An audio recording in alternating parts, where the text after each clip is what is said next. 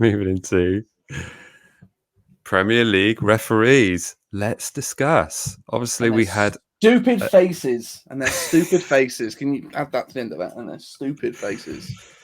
It might not fit on the screen there, but fantastic. So yes, we're going to talk about the standard of Premier League refs. Obviously, we've had multiple decisions not go our way, or in fact any way, and in fact many football pundits have sort of said, I can't understand why that's being given, why goals are being ruled off and things like that.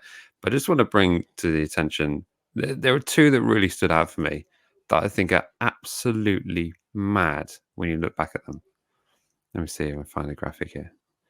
Okay, have a look at these. So I'm going to need to bring down the banner because you can't see it. I forgot about that top one. Right. Okay. So let's have a look at this. None of these had. I don't think that the Tottenham one even had a yellow card, did it? No. Shea Adams legit got buzzsaw kicked. So obviously these would be classed as accidental, and with no repercussions whatsoever. And I don't think there was any repercussions whatsoever. The Vardy one I mentioned actually during the game, where ultimately you get kicked in the face, you get studs to the eye, and nothing is happening, nothing is being looked at. I mean, Lo Celso was sat on the bench with what looked like a horror movie makeup on his face. It was absolutely horrendous, and yet we find ourselves talking about these decisions. Yep. Which, I mean, the Barbuena one, I haven't pronounced his name correctly, was absolute madness. I mean, I even had a look back at the Leeds one against Man City, because that was crazy as well. I mean, effectively, a ball's being cleared away and there's a footballer underneath it, but all intents and purposes, he gets the ball. Yep. But the Barbuena one was probably, it was worse than ours. Let's be honest, it was worse than that Vestergaard foul, because effectively the ball was going nowhere. So it wasn't any denial of the goal scoring opportunity. It was just this completely freak decision that I don't get it. And ultimately, it's highlighting the fact that, you know, I don't like to call anyone out on their profession, but we keep seeing it. And it's not the case of everyone's complaining about VAR and these decisions that go into VAR and what's been done about them. Ultimately, there are people using these machines, using these tools that are available to them to use, and they're doing a terrible job. Yeah, it's just ridiculous. Every game now, it feels like we're talking about them and their stupid decisions. Yeah. And it does take away. This takes away from the game, and it's on every level. It needs to be. So much in football is broken. So much of it is broken, and it's like, you know, what was quite nice is maybe like a year ago it was just VAR, right? And then it was just the referees, and now there's loads. Now we have to fix everything. Yep. But that should not mean that these people get away with it. In fact, this would probably be the easiest one to fix by getting a whole new referee association. Yeah, all those players that, you know, aren't going into coaching. There's only so many punditry jobs. Just get them to be referees. People who understand the game. Yeah. If the game started with these are the rules, and everyone understands that every game is the ref interpreting those rules, that's fine. As long as those people understand how the game works and have, can see a challenge and understand what's just happened. Yeah. Doesn't get, fobbed off because they've been there. Like, I know it's a ridiculous thing to think, but imagine if Roy Keane was a referee, how much more fun things would be. Like it just would. It just would. Can you imagine that if Roy Keane was at Stockley Park and he sees the official go to the monitor and he says, "Really? You want to go to the monitor for that?" No, thank you. Exactly. That's what you want. You want the ref on the pitch to be like, no. Yeah. What was the old bold referee called? You know, the one that was at all the old international games. He was on the cover of Pro Evolution Soccer. With do you reckon he would ever use VAR? He'd be like, no. I know the game of football. I understand what's no, that's fine. Right. Like, he would never need it because he knew the game. and that's what we need. I mean, these two decisions are completely different in respect of the one at the top was VAR that was used, and the one at the bottom was not VAR that should have been used. Yeah, and that's the flip side of it, really. But as I said earlier in the show, these things get overturned, but they don't help us because we would, I'm going to put on the line here. I'm going to say we win that game against Leicester on Friday night. I spoke to a couple of Leicester fans who said we were dreadful. Like we robbed you of 2 points and you had 10 men. Yeah, that's how much they thought that it was. We were playing fantastic at the start of that, and it's just a real shame to kill it with a stupid decision like that. But if anybody cares to read it, the Ugly Inside did a great conspiracy theory article about that this is the referees trying to just bomb VAR by trying to make the VAR look inconsistent by using it terribly, and if they can just after the game, it'd be like, wow, we tried and used VAR, but we just it just didn't help us. And everyone's like, oh, but been VAR then, and they can go back to doing their own thing. Man, and I was like, yeah, actually, yeah. If you told me they were cheating for other teams, I'd be like, no. Obviously, they're not Big Six bias. But if it's to make themselves look good and to be like, get rid of VAR because we need to keep our jobs, right? Absolutely, I could see that. And these sort of decisions, and our one at the weekend, this Festival one was the biggest. You're an idiot. It's either you don't understand the game of football, yeah, or you're trying to bomb VAR. Yeah. Is it one or the other? And either way, you should be heavily punished for it. But bombing VAR by not using it doesn't work. But I definitely see that on the top one here. Yeah. Like to think that, okay, VAR is going to have a look back at that Leeds red against Man City. And, this Balbuena one against, West Ham Chelsea game. I get it.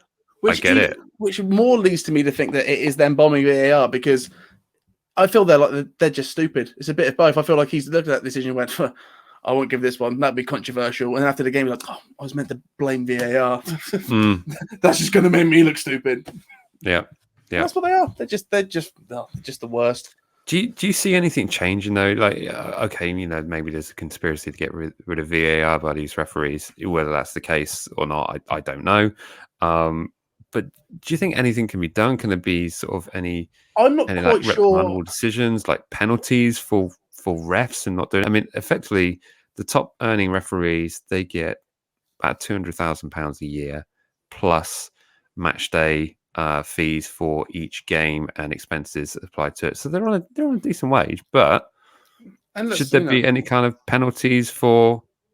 I mean, ultimately, what happens is if a bad decision is made, they sort of get pushed to the back of the queue. But maybe we'll just leave you on the sidelines for a bit. I think there just needs to be. It's too many times where I look at a linesman and think I'm as fit as he is. Like it's the most elite sport in the country. Yeah, and it's the biggest. It's the biggest league in the world. Mm-hmm. And you look at the people who are officiating it, and you're like, okay, you don't have to be a peak athlete, but you should probably be closer than what you are. Yeah. And when you look at the facilities they've got and, the money that goes into what they do, they've got everything they need to be the best that they can be. And it's down to the individuals. And it's because the individuals are all the way through. It's, people who didn't know the game 20 years ago are now telling people who really don't know how to run the game. So it's... Yeah. Within that referee and organization, who in there is an ex-player? Mm-hmm. It's not. It's something else completely. Yeah. I feel like it just. I don't know what can be done. Because I don't fully understand how the Premier League system. How the referee systems work. I've seen those videos when they go to the big referee training facility. That great video where Neville and Carragher go there. Yeah, but I'm not quite sure how it all works. But fines on the pitch microphones and interviews after the match. Yeah. I feel there should be more journalism on that pitch. I think as soon as the game is over, there should be like 5 people with microphones running at people being like, why'd you do that? Yeah. Well, instantly. I mean, whether or not they can actually have a monitor alongside, but ultimately we don't want more attention on the referees, though, do we? No, but that's the thing. they're already putting it on themselves, right, by making these calls. Which, I mean, the referee, I forget his name for the one against Leicester, but you could see in his eyes he was thinking, I've got a decision to make here, and it was on him. But in the same regard, you think, let's just take a moment, have a listen to the earpiece, and give yourself 2-3 minutes just to think about it, or not even that, 30 seconds, just to say, do I need to go and have a look at this on the monitor? What do you think? But they didn't. Yeah. And here we are. Talking about it again. Indeed. Tom here saying, sure, the salary is that high. Pretty sure. I think there was a report. I think it ultimately Mike Dean and who's the other, the young guy? They're the highest earners, I think. Maybe Craig Pawson's. But it's 200k and down. I think the lowest one was sort of about 125 maybe or something like that. But I remember there was that crazy article about Clattenburg getting something like almost like 500k when he went to China. So it wouldn't surprise me if, I met Mark Clattenburg once. I remember you saying. Tell the kids the stories. Yeah, absolutely. Tell them how bougie your life is. Well, I was on the way up to Newcastle on a flight, and Mr. Clattenburg was on his way back from the Madrid semi-final Champions League because he lives in Durham, and he was on his way back at Newcastle via London Heathrow. So there we go. But it's got a very Geordie accent. Anyway, that's the end of that story. But he was generally a nice guy. Decent chat. I'm sure most of them are very lovely in real life. I've seen a podcast or two of Mike Dean where I'm like, yeah, all right, guy. But when he's on that pitch, no. Jenny, funny you should bring that up actually, because I just got sent a message because that's when I went to a Newcastle game as well, and that was exactly 5 years ago. That's funny you should bring that up. Look at that. So it's a long time ago, before his big money move. Remember when you could go to games? Remember when you could get on planes? So there we go. But that ultimately is the state of play as it is at the moment. And I think something needs to be done. But I'm intrigued to hear your story about the conspiracy to get rid of VAR with this method. But whether or not I'll send you the article. Yeah, is it on the Ugly Inside stuff? Yeah, it was on that. It was an Ugly Inside article. Unless the Ugly Inside have turned into the Daily Mash now, where they're posting like ridiculous Southampton articles. In which case, I mean, that should already be a thing. There should be a fake article placed for Southampton every day. That would be. I'd read those. Yeah, absolutely. Well, go and check that out, everyone. Go and give a fellow Southampton fan channel some love. Go check out their content as always. Right, I think that pretty much wraps up that particular topic.